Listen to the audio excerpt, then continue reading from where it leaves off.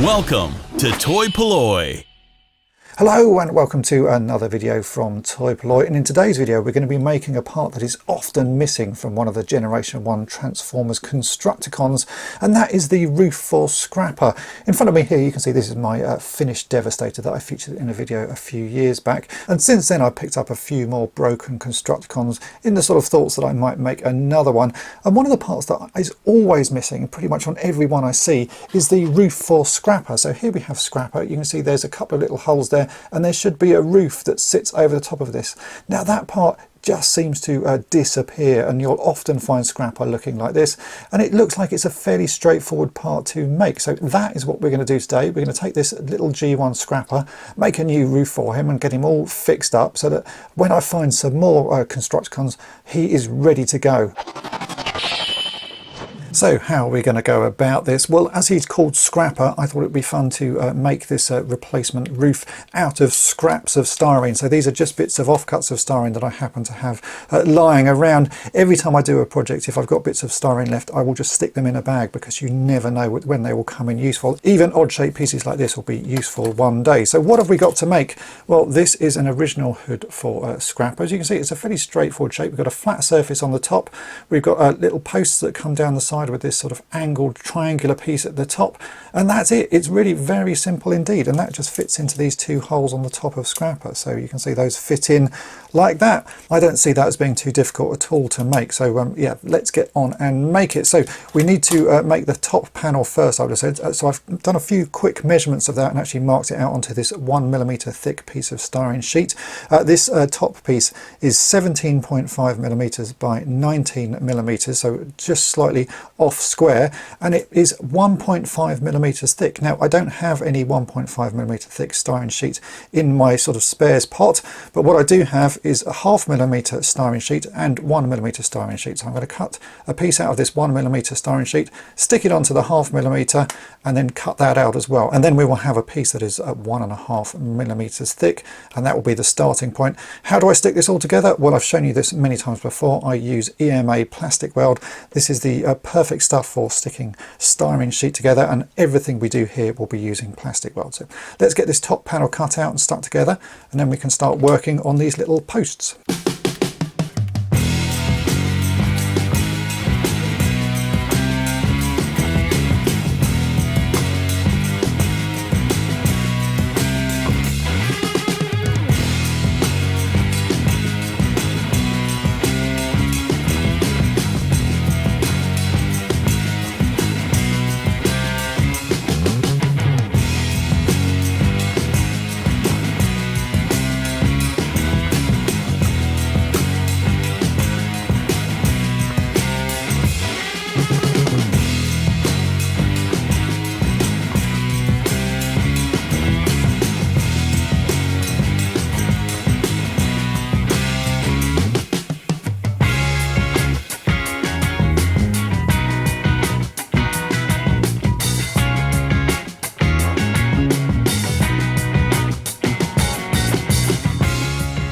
And there we go, that's that little panel made. So this is 1.5mm thick, and it matches pretty closely to that original top panel. So now we need to do the posts, and for that I have some 2.5mm diameter rod, and this fits fairly snugly into these holes. In fact, looking at this original canopy, you can see that they've actually tapered the end of it a little bit. So I've just started to do that onto one of these rods. I've just sanded this end down slightly, and that seems to fit in a lot better. So 2.5mm is the right sort of diameter, but just with a slight taper on the end. If we get the other rod here, put that in, that one's a much tighter fit, and you can see it doesn't fit quite as snugly. So I'm just going to sand that end down. These are 18mm long, so we need them to be precise as well, because we've then got to attach this canopy to the top of it.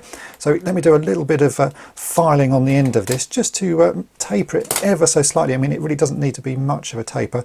You just have to rub the rod on a sanding stick like this. This is a nail file, just a few times, and it will take enough of this edge off just to taper it, and it will fit snugly again in that hole. So that's probably enough. It really didn't take much on the first one.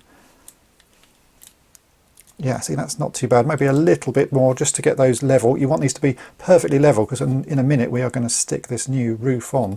I'll just get that absolutely perfect, and then we can attach the new roof. Right, I'm really happy with how those are sitting. They are nice and sort of snugly in, but not too snugly, so you can just sort of push them in gently like that, and they do hold in place. Now we are going to attach this top panel. We're going to do it while these posts are in the toy so that we know that everything is lined up. So I'm just going to put a bit of plastic weld on the top of these. We'll stick this top on, let everything set, then we can remove the whole piece and then start to add the little support sort of triangle pieces on either side. But if we get this stuck on while it's in the toy, we'll know that everything lines up as it should.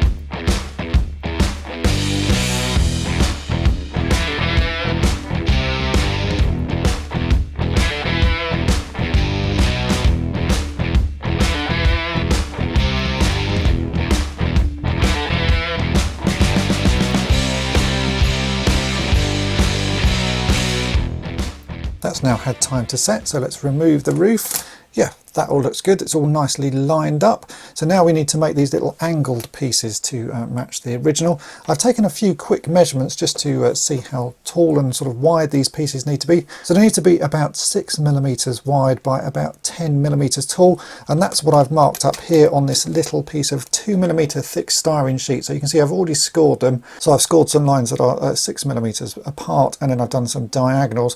I'm just going to break those off, and to make them fit smoothly and neatly to this, I need to add a slight sort of curve into the end of this piece, and to do that I'm going to be using this little needle file. So it's a round needle file. So once I've cut all of these shapes out, I'm going to file the edge down so that it's got a slight curve, and then that will sort of sit snugly around this post, and I'm hoping that that will sort of fit it pretty snugly and add that extra bit of support, and then it should match how this one looks. So let's get these pieces cut out and shaped and fitted to the new roof.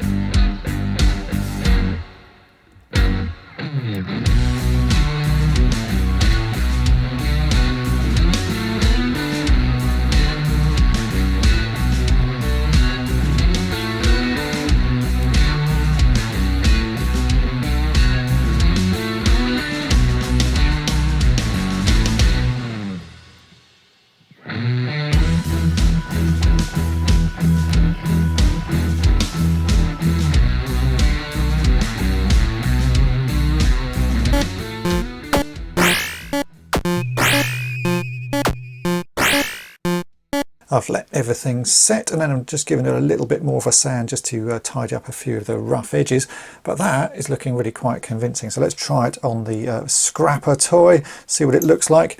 Yeah, that is pretty good. I think that's as close to the original as I'm going to get. I will bring in the original here just so you can see it. Oh, I think that's not too bad at all. So we need to give this a coat of paint. Now normally I would give something like this a undercoat with a plastic primer, but because these sort of holes are so tight for this to fit into, I don't want to put too much paint on it because every layer of paint makes it that little bit thicker. So I'm just going to give it a gentle sand down with some 1000 grit sandpaper just to rough up the surface, and then I'll paint straight on top of that with some acrylic paints and maybe put a clear top coat on. But I reckon we can get away with not doing a primer coat on this one. It's a fairly small piece and it's not going to get sort of much wear and tear, so yeah, we'll just risk it. So a quick sand with some 1000 grit sandpaper just to rough up the surfaces, And I think we can paint straight on top of that. Now for the paints, I'm going to be using some acrylic paints, and I always find getting greens to match pretty tough, especially this sort of green. This is like a sort of almost like an acidy green. It's really vibrant. So I'm mixing together a few colours, and I think I've got something close, but I may sort of change the mix as I go along. So I've used some Vallejo olive green, which is 70.967.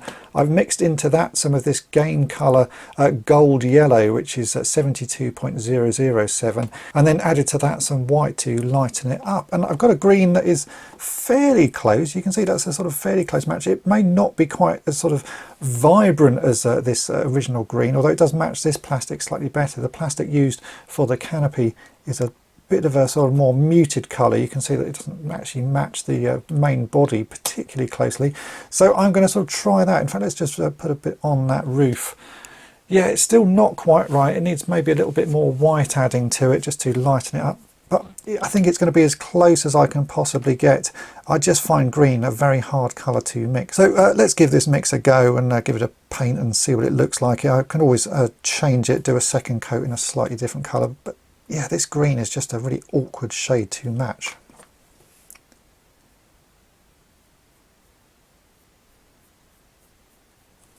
Do you know what, actually that's not too bad. Maybe by the time there's 2 coats of that on, it will look pretty reasonable.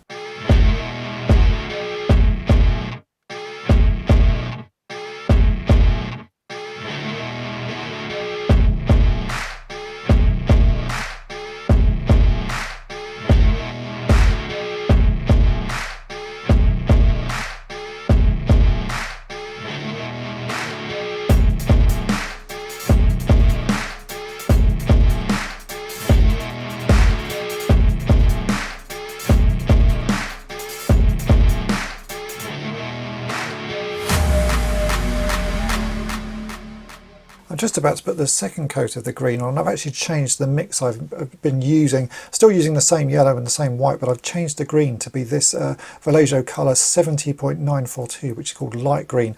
It actually has a bit more blue to it, and that seems to be what's needed. You can see that I've painted the top part of this with the new colour, and that's getting ever so close. It's still a little bit dark, so I've just added a bit more white to that, and I think that will be as close as I can get to it. So but let's do the second coat in this new mix of green, and we'll see how that looks once it's all dried.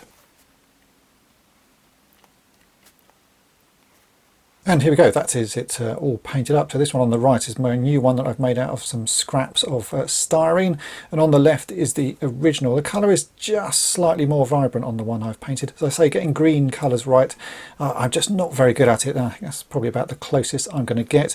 I've also now coated this in a clear coat, a Mr. Hobby spray on clear coat, just to give it a sort of final nice looking sheen there, so we can put this back onto Scrapper and see how he looks.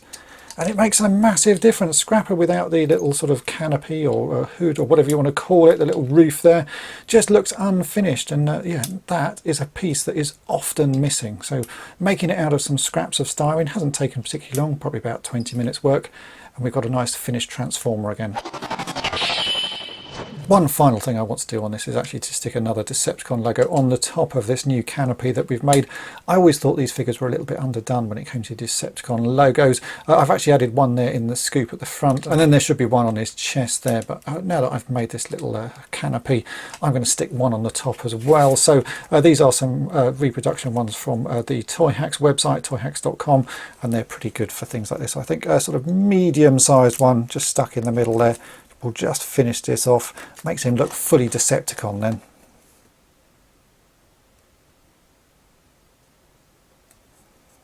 There you go. Just a subtle little addition, but I think it sort of just finishes him off. And that is it for this project. We've made a canopy out of scraps to go on Scrapper, and I'm really pretty pleased with how that's turned out. It's never going to fool anybody, but for display purposes that looks a whole lot better. And this piece is so often missing on this figure. And you will see this figure pretty much every time without that piece. So a way of making one sort of cheaply and easily like that, I think is a good thing for everybody to learn. So if you've got a Scrapper without a canopy, all you need is a few bits of styrene and about 20 minutes, and there you go, that's what you can make. Hopefully you've enjoyed this video. If you have, then make sure to hit the subscribe button and tap the bell to be notified each time I upload a new video, and thanks for watching. Thanks for watching toy-polloi. Subscribe for more great videos. You can also follow toy-polloi on Twitter, Facebook, and Instagram.